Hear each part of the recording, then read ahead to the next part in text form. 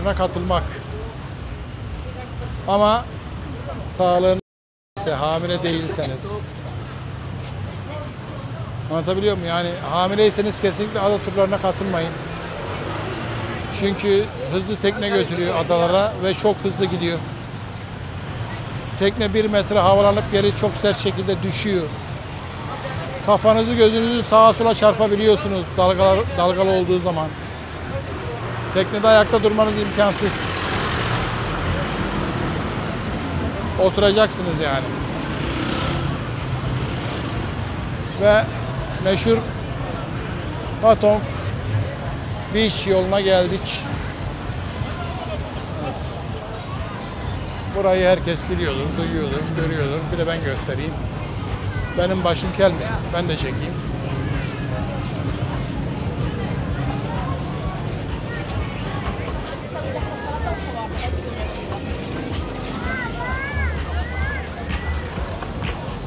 Tabii şu anda saat 7. Henüz tam cafcaflı saati başlamamış. Cafcaflı saatte burada sesten durulmaz, insan akınından durulmaz.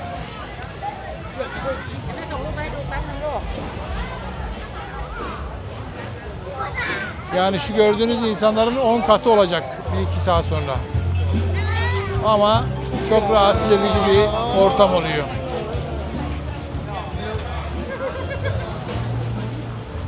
Bu yol 300 metrelik bir yol arkadaşlar. Sağlı sollu gece kulüpleri var. Sesi çok açıyorlar. Bütün sesler birbirine karışıyor.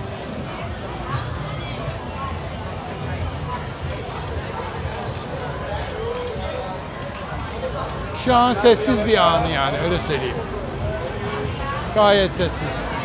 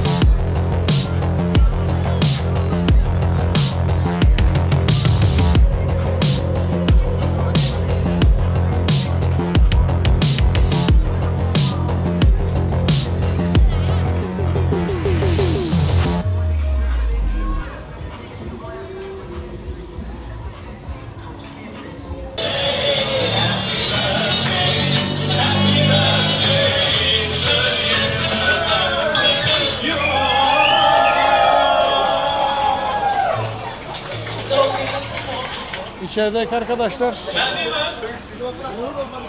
doğum günü kutluyordu, çekeyim dedim.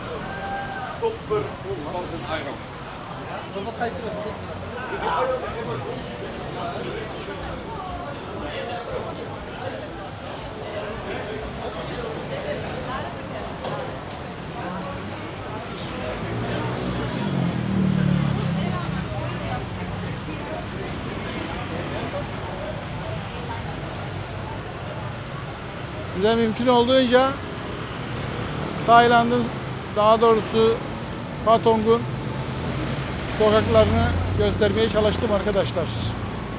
Hala da çalışıyorum.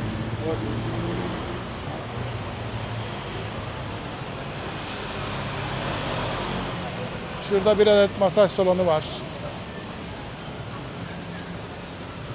Oraları çekmemizi pek istemiyorlar. Yüzlerini kapatıyor insanlar. Görevliler yani. Biz de kimseyi rahatsız etmek niyetinde değiliz.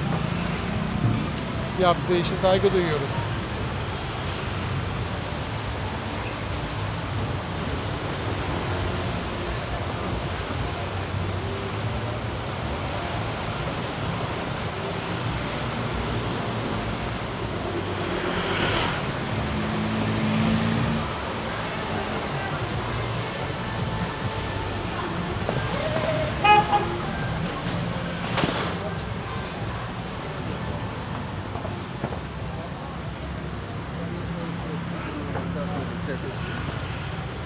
Yine tur satan bir yer burası.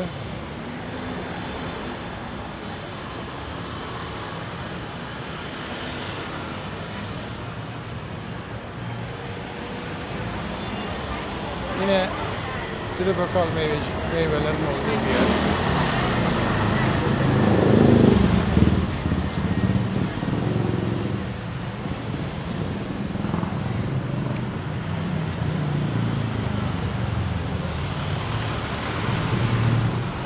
Arkadaşlar buraya gelirseniz bol bol meyve yemenizi tavsiye ediyorum. Mümkünse Tayland yemeklerini yemeyin derim ben. Ama kendinize güveniyorsanız, bana dokunmaz diyorsanız yiyebilirsiniz. Şahsen ben yemiyorum. Yani hiç yemedim değil, yedim ama sevmedim.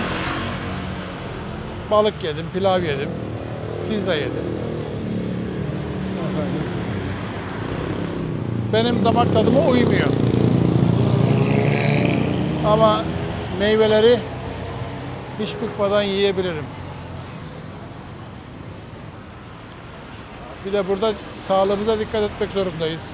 Çünkü burası bizim için gurbet. Hasta olsak hastaneye gidemeyiz. Yardım istesek yardım edecek kimseyi bulamayız.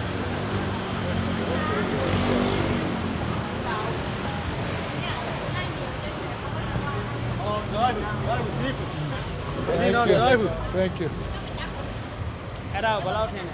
Hello.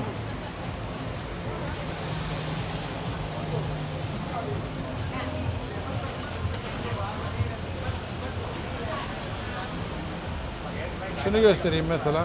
Bu bir tanrı oluyor. Ne tanrısı işte bilmiyorum. Önüne içecek, yiyecek bir şeyler koymuşlar. Burada böyle bir dini ritüel var. Yani önce tanrı yapıyorlar, sonra da önüne içeceği bir şey koyuyorlar. Yiyecek bir şey koyuyorlar. Onları da sabah çöp arabası gelip alıyor götürüyor. Duyduğuma göre isteyen insanlar da o koyduklarından alıp içip yiyebilirmiş. Bir mahsuru yokmuş. Ama koydukları nedir ben bilmiyorum.